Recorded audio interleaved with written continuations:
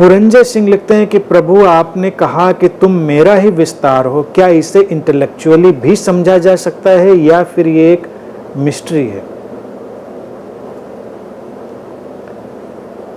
Puranjay, mystery तो है, रहस्य तो है बेशक, लेकिन इंटेलेक्चुअली भी अगर इस बात को समझ लें, इसमें कन्विंस हो जाएं, तो ये भी तो सौभाग्य है ना। पहला कदम उठ गया, पहला पड़ाव आ गया।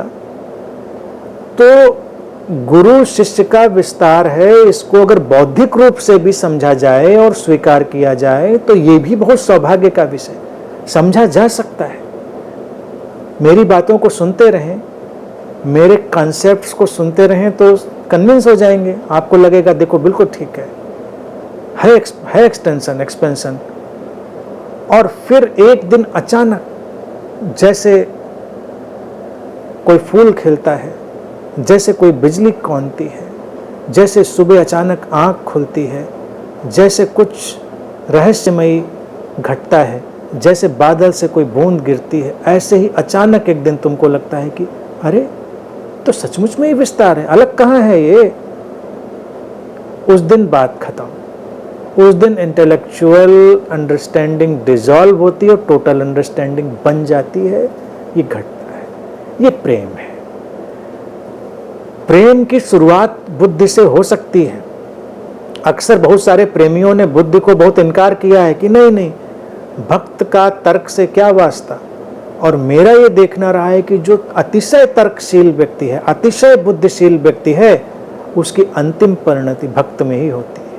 उसकी अंतिम परिणति जो है वो प्रेम में ही होती है, क्योंकि तर्क बुद्धि एक सीमा पर आकर अपना काम जब पूरा कर जाते हैं तो विलीन होते हैं। तो जो समझ पाएगा बुद्धि से वो भी सौभाग्यशाली कम नहीं है, उसको कम करके नहीं आंकना है। और फिर बस महसूस करते रहें, महसूस करते रहें। ये बात गुरु के ही रूप में क्यों, अपने प्रियजनों के साथ इसको लगा कर देखें, अनुभव करके। तुम्हारी पत्नी तुम्हारा ही विस्तार है, तुम अपनी पत्नी के विस्तार हो। तुम्हारे बच्चे भी तुम्हारा ही विस्तार है। खलील जिब्रान ने उसको अलग तरह से लिखा था कि your children are extension of your desires, but desires भी तो उसी सोर्स से आई, विस्तार में गए। तो बच्चों को भी कभी पहले तो बौद्धिक रूप से समझें कि कैसे विस्तार हैं वो। तो एक तो बायोलॉजिकली समझ में आ जाएगा, फिर बौद्धिक रूप से समझ में आ जाए, खलील जिब्रान वाली बात को डालेंगे तो भी समझ में आ जाएगा कि वही कंडीशनिंग प्रोग्रामिंग माइंड आगे जा रहा है तो विस्तार है। फिर कभी कभी बिना किसी उसके बस केवल अपने बच्चों का अवलोकन करें। तुम्हारे पास तो अपॉर्चुनिटी है, दो प्यारे से बच्चे हैं, कभी उनको बस देखो, मेरे बच्चे करके मत देखो। प्यारे हैं, उपद्रवी हैं, ये भी मत देखो।